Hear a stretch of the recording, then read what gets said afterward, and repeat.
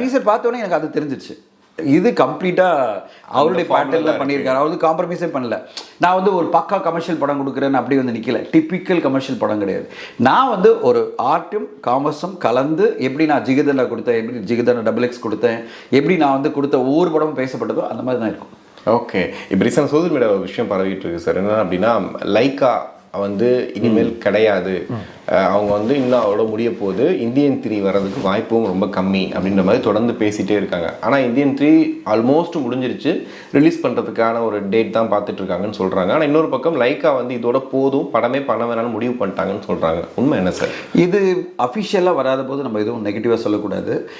என்னென்னா பல படங்கள் இந்த மாதிரி வணிக ரீதியில் தோல்வி அடையும் போது, அது பிரச்சனைகளை உண்டாக்கும் போது, ஒரு நிறுவனத்துக்கு வழியே இல்லாமல் ஒரு சின்ன செட்பேக் வரும்போது ஒரு பாஸ் எடுத்துப்பாங்க. நீங்கள் ஷட் டவுன் கிடையாது, பாஸ் எடுத்துப்பாங்க. பாஸ் அப்படின்னா இந்த சிச்சுவேஷன் பேடாக இருக்குது, நம்மளுக்கு டிஜிட்டல் சேட்டலைட் விற்கிறது ரொம்ப கஷ்டமாக இருக்குது, ஓவராலாக தியேட்டர்கள் ரெவன்யூ அன்பிரடிக்டபிளாக இருக்குது. இங்கே எப்படின்னா அன்பிரடிக்டபிள் அப்படின்னு என்ன அர்த்தம் தெரியுமா? ஒரு திரைப்படம் இப்போ என்ன ஓடுதுன்னா ஏதர் பெருசாக ஓடுது, இல்லை ஓடவே மாட்டேங்குது.